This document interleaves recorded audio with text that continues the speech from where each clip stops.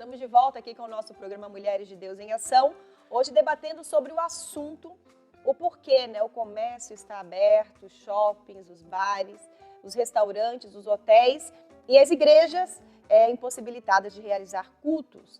O prefeito aqui da cidade de Curitiba alegou que o fato desse comércio estar dando emprego, né, às pessoas que ali trabalham, essa prioridade foi o que fez o comércio ser reaberto.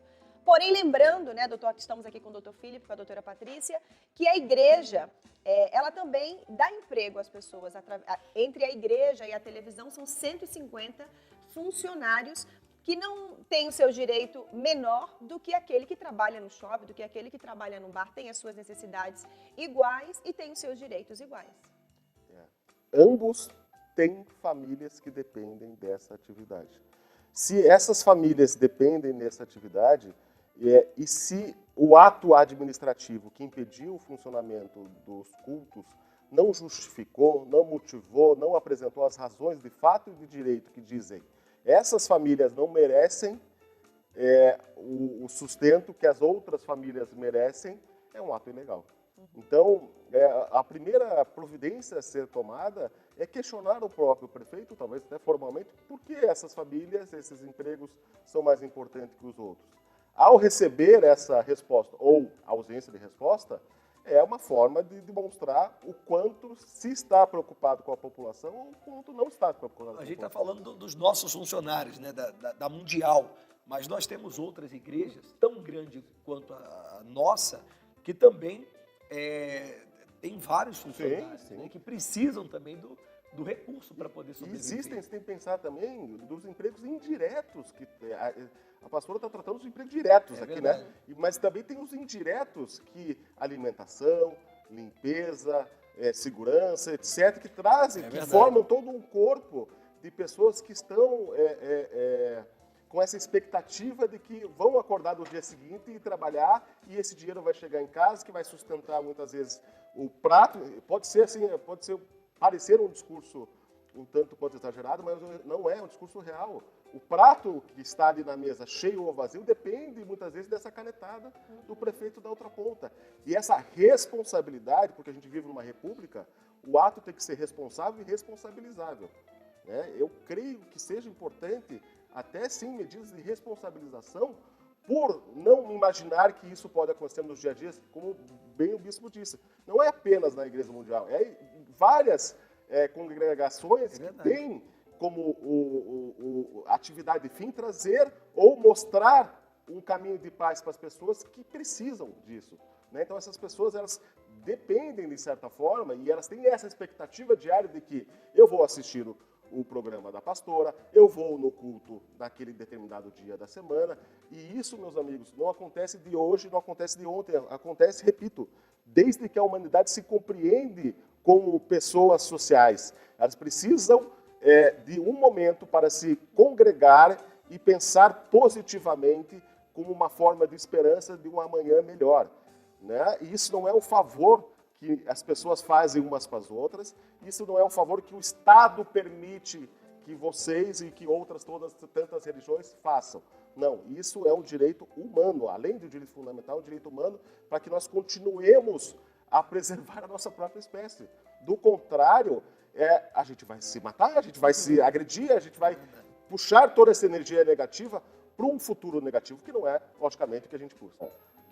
Toda autoridade vem de conquista. Uma pessoa, um senhor como esse, né, que indica, estou empregado, ela passa a ter uma identidade. Exatamente. Isso é uma conquista para ela. Ela olha para os filhos, ele olha para os filhos dele e diz, eu tenho uma identidade perante vocês vão poder ter orgulho do pai. Então, de novo, é o efeito dominó. É algo que vai trazendo ondas positivas que não podem ser ignoradas. E, muitas vezes, a predileção religiosa dos governantes, elas passam do limite do Estado. Temos que entender, bispo, que existe Estado e existe governo. São coisas diferentes.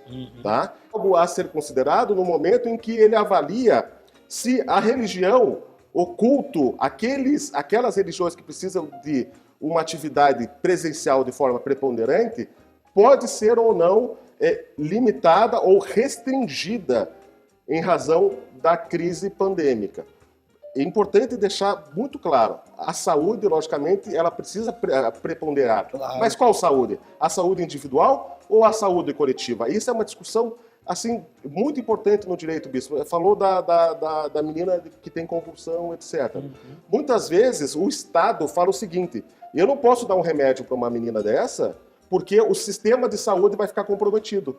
Mas nunca demonstram isso contabilmente. Exato. Nunca demonstram isso contabilmente. Não há uma demonstração, por exemplo, o porquê que o culto religioso da Igreja Mundial atrapalha a curva da pandêmica em Curitiba no dia X e no dia Y. Mundial, qualquer outro Qualquer tempo. outro, exatamente. Até o católico, porque até o católico, numa situação dessa, gostaria de ir lá na missa para poder procurar um pouco de paz, de tranquilidade.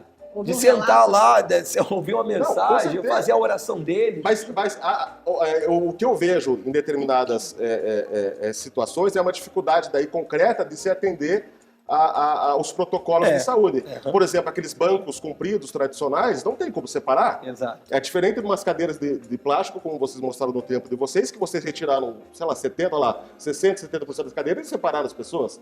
Aqueles clássicos bancões, assim, né? Em que as pessoas elas ficam mais próximas e aumenta o risco de contrair ou de passar a doença um para o outro. O que eu estou querendo, assim, dizer e alertar e o que me preocupa é como nós, do direito, né, doutora, podemos enfrentar esse tipo de abuso do poder.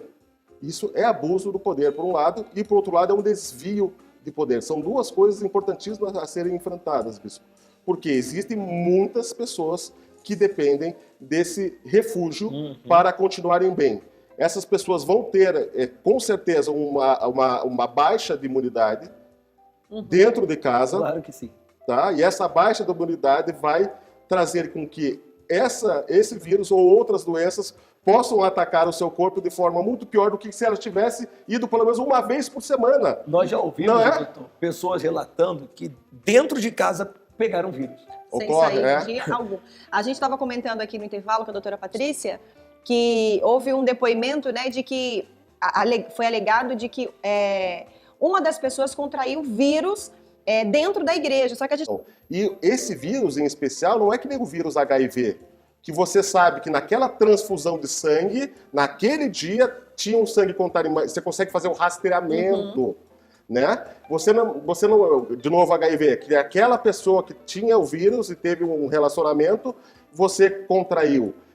Esses dias eu estava vendo um caso tão triste em que o Estado, né, o poder público, falou o seguinte: olha, você não disse o dia que você contraiu depressão. Lógico que não, porque a depressão, se você não contrai de um dia para o outro.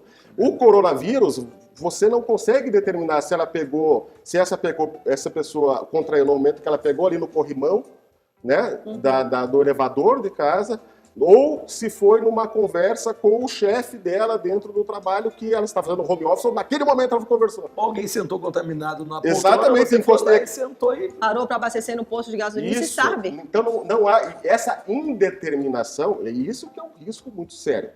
A partir dessa indeterminação, que é óbvia, né, que qualquer pessoa com senso médico consegue compreender, gera uma afirmação de uma secretária de saúde, né, uma possível afirmação de uma secretária de saúde, em que traz toda uma imagem que religião é algo negativo porque faz com que contrai coronavírus. Gente, uma afirmativa sem fundamento, porque Sem não fundamento. se tem como provar, dizer, não. até porque... E não se pode estabelecer um nexo de causalidade entre culto religioso e aumento da curva.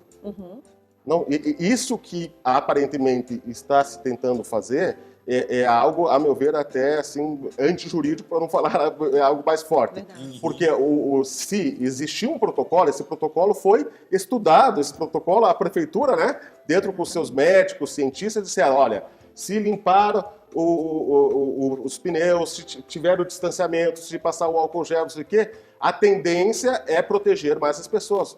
Ótimo, então vamos... Templos, vocês conseguem fazer isso? Conseguimos. Ok. Aumentou a curva. Templos, a gente vai ter que apertar mais. Vocês estão com 30%, vocês têm a possibilidade de abrir com 10%.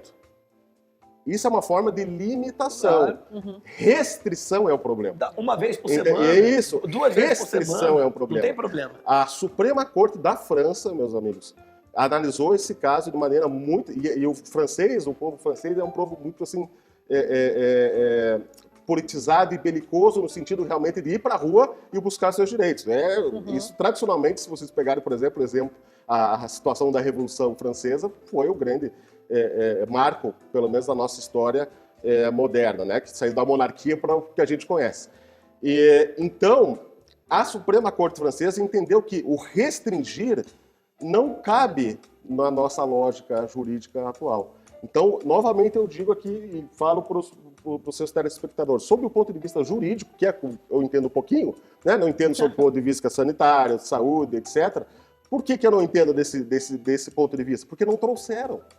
Se esse decreto tivesse trazido assim, um estudo, olha, os templos realmente estão... a contaminação nos templos está 80% maior do que a contaminação nos shopping centers. Então o templo precisa fechar e o shopping center não. Como bem a pastora falou, não é ir contra o shopping, não é ir contra... Não, é ir contra a razão, a lógica. E que na raiz do problema e ali resolver, não é isso? E qual que é a raiz? O transporte público. A gente quer é que o direito seja igual para todo mundo. Os direitos devem ser iguais.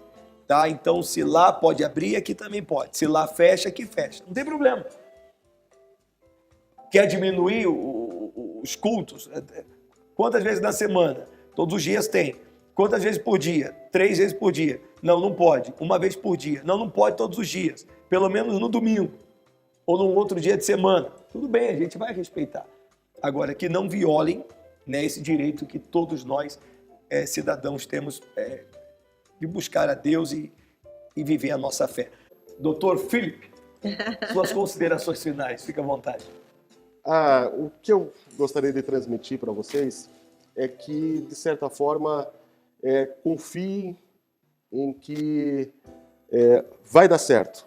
Acho que é uma mensagem de positiva, de esperança, em que pessoas como o bispo e a pastora trazem diariamente aqui para vocês, de que esse futuro, esse amanhã, ele precisa ser melhor e vai ser melhor. O que nós estamos discutindo aqui são os mecanismos de como construir esse futuro melhor. E estamos empenhados para que isso ocorra e certamente essa luz aí vai se estender a todos para que a gente passe por esse momento difícil. São essas as minhas considerações, bispo.